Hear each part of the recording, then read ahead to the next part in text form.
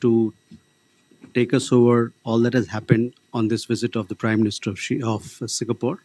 We are also joined by Additional Secretary South in the Ministry of External Affairs, Sri Prasant Agarwal, as also our High Commissioner in Singapore, Sri Shilpak Ambule, Dr. Shilpak Ambule. With that, I hand over the floor to Secretary East. Sir, over to you. Thank you, Ranveer. Thank you very much, dear friends. Good evening to you. Thank you. A warm welcome to all of you.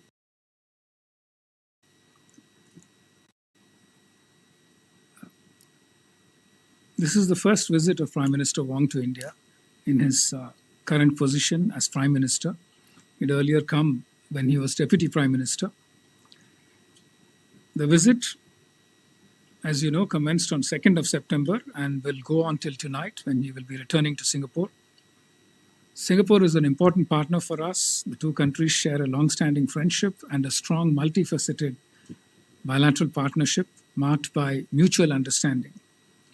This is a significant visit as it coincides with the 60th anniversary of diplomatic relations between India and Singapore, which were established soon after Singapore's independence in 1965. In fact, India was among the first countries to formalize diplomatic ties with Singapore. The visit is also special as it marks a year of Prime Minister Modi's successful visit to Singapore on 4-5 September 2024. Prime Minister Wong is accompanied by his spouse, Mrs. Wong, and a high-level delegation comprising 3 ministers and senior officials. On his arrival in Delhi, Prime Minister Wong visited Rajghat, where he paid his respects to Mahatma Gandhi.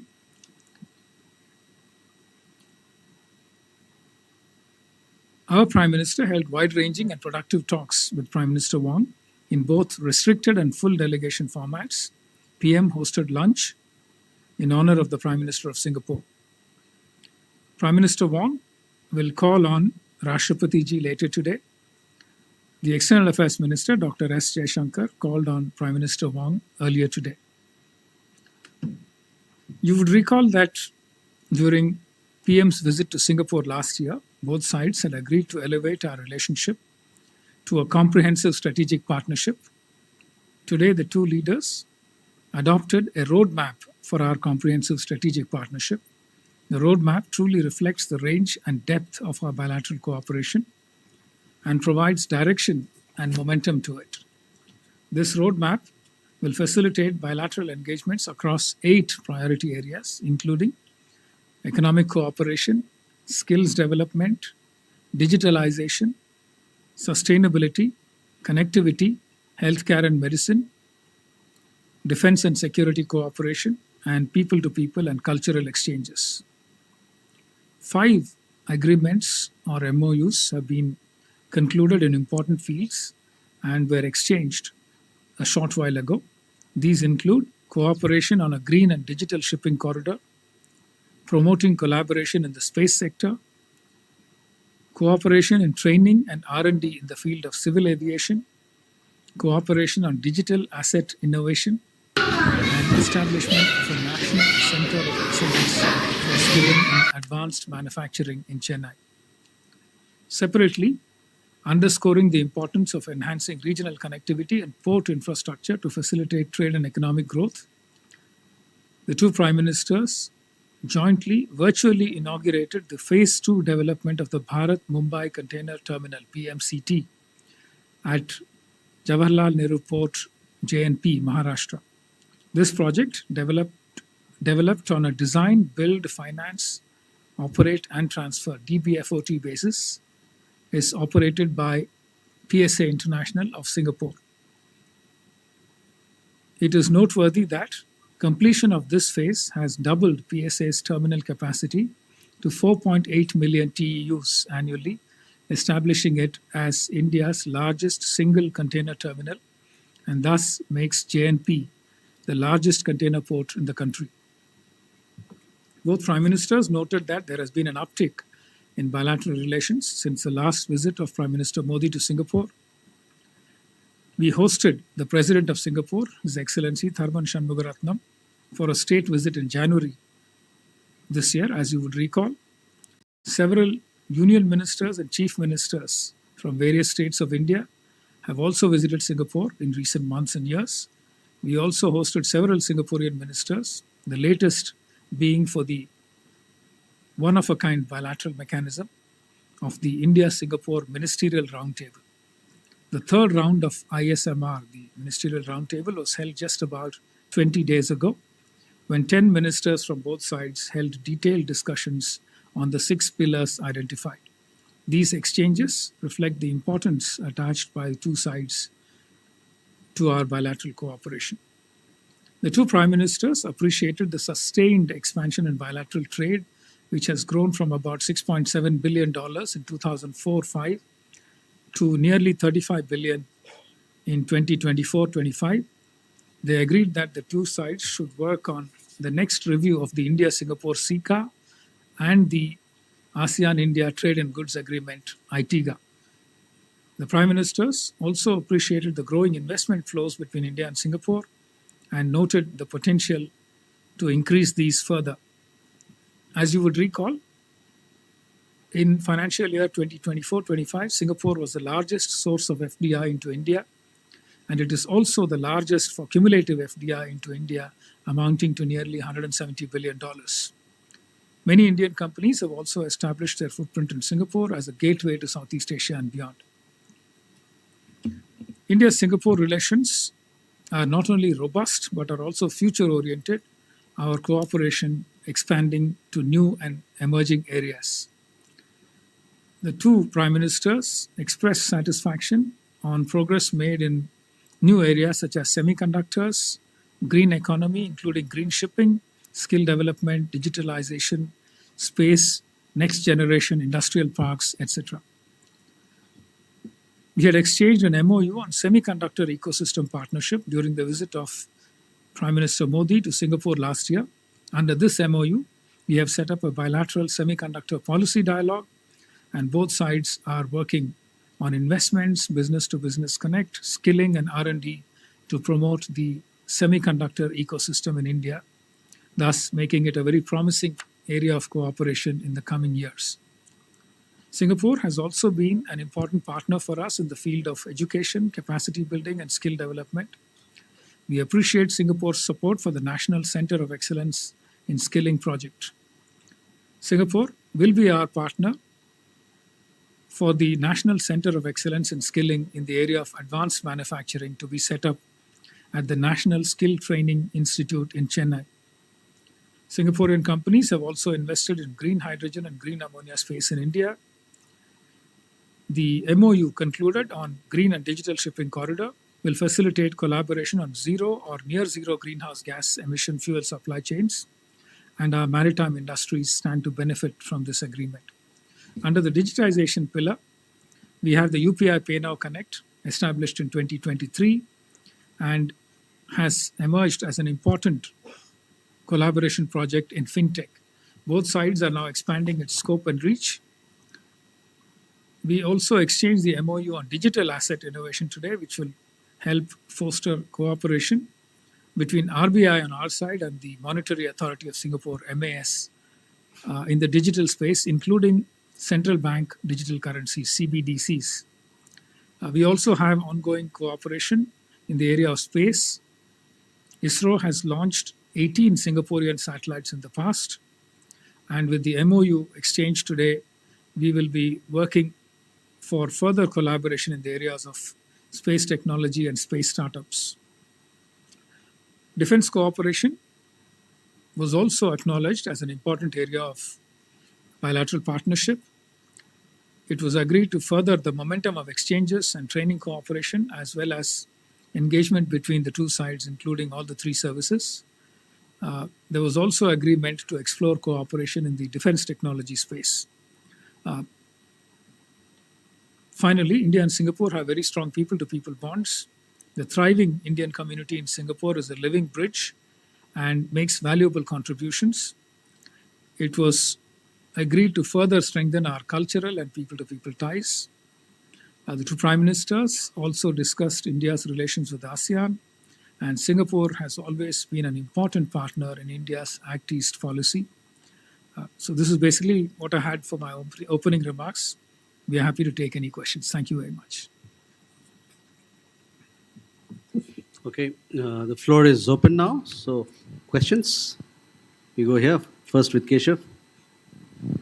Thank you. Keshav Padmanabhan from The Print. And so I just wanted to ask, with Singapore being one of the largest funders of FDI in India over the last, say, 25 years, have they announced or spoke about any targets that annually they want to increase in terms of investment in India? And the larger context to this is with Japan recently saying they want to double their investment and Singapore seemingly bullish. What does that say when we talk about the larger context of tariffs and the global geopolitics when it comes to Indian businesses? And if you would permit me another question, the joint statement had something on the patrolling across the Malacca Straits that India is interested in. And this is something that the two sides want to work on with defense and security engagement. Could you give us a sense of what really was discussed with regards to this specific proposal as well? Thank you. Siddhant. Hi, sir. Siddhant from Vion. Was there any discussion on Donald Trump's tariff, a concern for both countries? Any specific conversation on that part? And also, secondly, the Prime Minister mentioned about cooperation in civil nuclear domain. Well? What kind of cooperation are we looking at? Manas. This is Manas from PTI, Press Trust of India. Just wanted to check with you, was there any discussion about a proposal to export solar energy from India to Singapore via kind of underwater cable that could be used for data connectivity also? And also on the nuclear thing, are we looking at SMRs for nuclear cooperation between the two countries? Thank you. Yeshi. This is Yeshi Seli from Business India. I'd like to know more about this cooperation between GIFT City and Singapore, and also what are the talks that focused around aviation? We have a question there, yes. Hi, sir. This is Vishu from ANI. You mentioned about the defense corporation. Can you give us some more detail? What kind of cooperation are we planning with Singapore? Are they interested in buying Indian weaponry or something? So we have enough questions for you to answer. All right, thank you. Let me start with FDI. Singapore has been a very important partner for FDI over many, many years. In fact, over the last 7 years or so, Singapore has been the largest FDI investor in India, averaging about $15 billion a year. In fact, the cumulative FDI from Singapore since the time we started keeping figures in around 2000 works out to about $170 billion. So clearly, there is a lot of interest.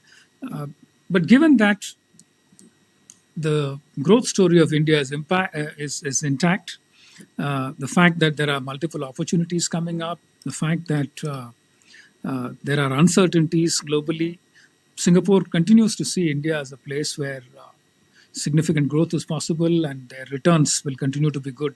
And therefore, they are looking at investing increasingly in India in the coming years too, in line with the trend that we have seen over the last 2 decades or so. But there is no specific target set by the two sides. Overall, the scene is bullish, but we haven't set any targets. Malacca Straits Patrol, this is something that is part of the regular patrolling that is undertaken by the 4 countries that are part of the Malacca Straits interface, Malaysia, Indonesia, Thailand, and Singapore. They conduct a regular patrol.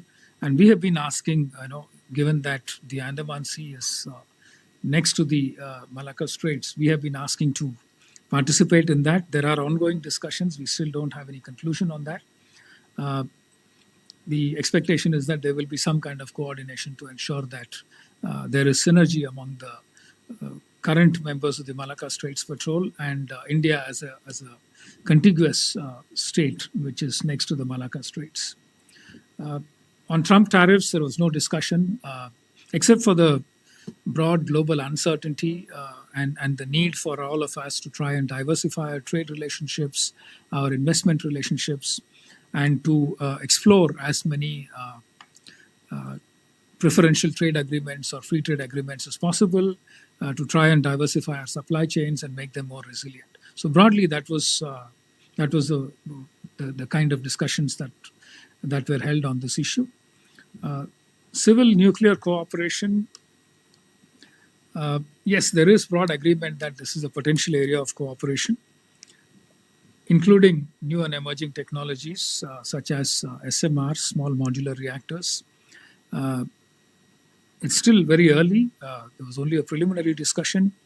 It was agreed that teams would be formed on both sides to try and take this discussion forward. So we look forward to more details as and when the two teams engage. Solar energy exports, and you mentioned an underwater cable. Yes, there is a broad suggestion that something like that can be done, but there was no specific discussion on that this time. But during the India-Singapore Ministerial Roundtable held about 20 odd days ago, there was a suggestion that India could consider joining the ASEAN electricity grid. So there is a potential for cooperation there, and we will be taking the discussions forward. Defense cooperation, it's still a work in progress. There are a number of elements, including joint exercises, training, capacity building, defense industrial dialogue, defense policy dialogue, participation in each other's seminars, etc. As part of defense industry cooperation, we do talk about possibilities for co-development, co-production, developing technologies, etc. together, and possibly sharing the outputs of any such collaboration. But nothing specific yet. So this is still work in progress. Anything else? Civil aviation, yes. There are multiple elements that go into civil aviation cooperation, including increasing connectivity, number of flights, destinations, etc. There is also a suggestion that MRO, maintenance, repair, and overhauling, is a major area of collaboration. Singapore has very good experience and expertise in the area of MRO. And therefore, it is a very promising area for us to collaborate. Singapore wants to invest in MRO facilities in India, help develop capacity in India, basically driven by the fact that it's a very vast business that is generated for them. SIA Engineering is the company in Singapore. They want to partner with the Tatas, since Singapore Airlines is invested in Tatas to the extent of in Air India to the extent of 25%. So it makes sense for them to collaborate in the area of MRO with Tatas, and also to help develop capacity in India, and to use the land availability in India to set up MRO facilities. So broadly, those are the areas where we collaborate in the area of civil aviation. Okay, Sudhi, please. Sir, Shruti Ranjan from Bloomberg. So on the semiconductors thing, if you could give us an understanding what exactly, what was decided today, and therefore going forward, are we looking at investments? Are we looking at design help? What are we looking at? Kalol?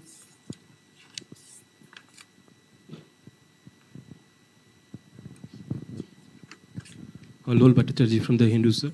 Sir, did the situation in Myanmar feature in the talks? And did the two sides discuss the upcoming election in Myanmar? Siddhant?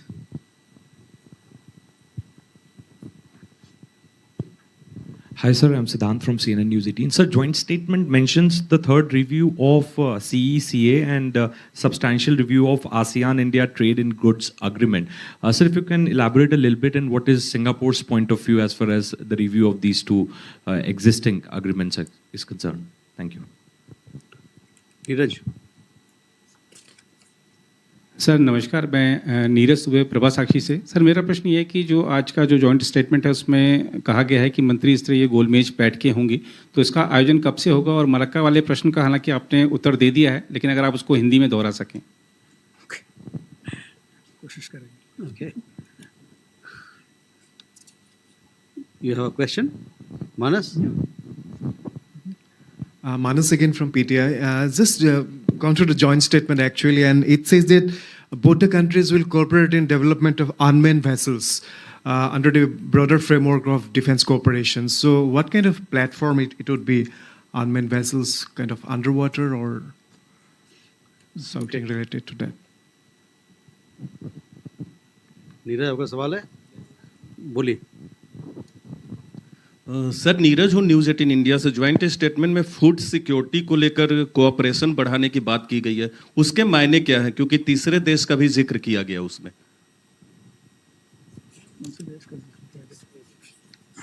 Okay. All right. Let me start with semiconductors. We have this India-Singapore semiconductor ecosystem partnership, which was signed during Prime Minister Modi's visit to Singapore last year.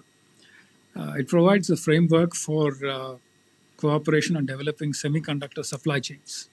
Singapore started manufacturing hard disks, Seagate and others invested in Singapore many years ago. And therefore, they have a very good experience with high-value manufacturing. Given that Singapore is a country with wages or wage levels that are far higher than India, and the fact that they are short of land, they focus on high-value manufacturing, and electronics is an area that they focused on quite early. So therefore, we have a lot to benefit by cooperating with them. Using the MOU that was signed, we set up a semiconductor policy dialogue to help learn something from them in terms of regulating the semiconductor ecosystem. We are also collaborating with them, and work has already started on it for semiconductor R&D and skilling. We need to develop a skilling ecosystem so that our youngsters are trained to be able to respond to industry needs when it comes to semiconductor investments and facilities that are set up. Singapore has also expressed interest in investments in this sector and also getting their private sector companies to come in and expand their presence in India, to set up a semiconductor manufacturing ecosystem, clusters for both design and fabrication. We are also looking at developing supply chain resilience, diversifying sources, and a large Singapore delegation, industry delegation, visited Semicon India. One of their pavilion was one of the largest. We are also looking at what is called a green laning initiative.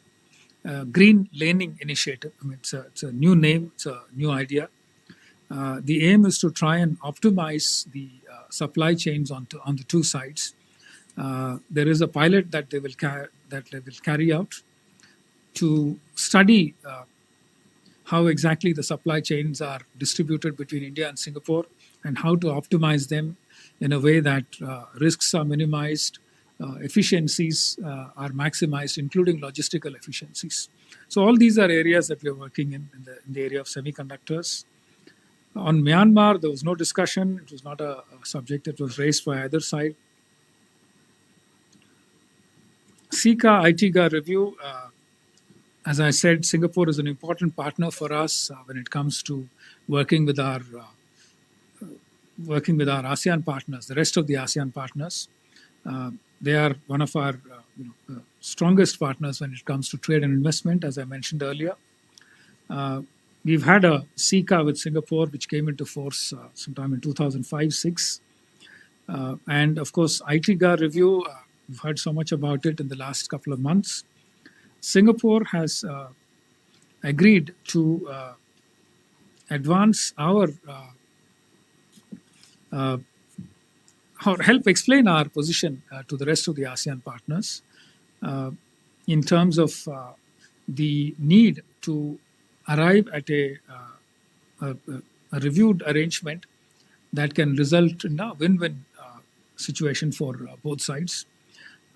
The broad grievance on our side is that the trade deficit on our side has increased since the time the ITGA was signed, and that we should try and tweak the arrangements in such a way that we come to a more balanced trade situation. There are a few suggestions made by the Department of Commerce. I will not go into the details, but these are matters of negotiation, and we hope to arrive at a more balanced solution to this. Food security is an area of interest for Singapore. So there's no serious agriculture in Singapore. It depends entirely on imports for all its food needs, and therefore India comes across as a useful partner for food security. It is one of the pillars under sustainability for the India-Singapore Ministerial Roundtable, and there are discussions ongoing about what can be done to produce food safely and in a reliable manner, and how to take care of market access issues for our food products in Singapore and in the rest of ASEAN in general. Unmanned vessels is again a new area identified for collaboration. We don't have much details. It could include unmanned surface vessels, possibly even underwater vessels. It's still too early to go into the details on that. But clearly, new and emerging defense technologies are areas of interest. Singapore has a strong R&D ecosystem. There are a number of specialized agencies like A-STAR that promote R&D initiatives in Singapore. So the broad aim will be to try and connect the two startup ecosystems, undertake joint R&D projects in such a way that technologies of interest can be promoted.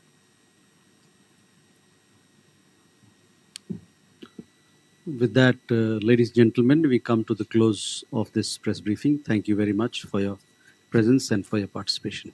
Thank you.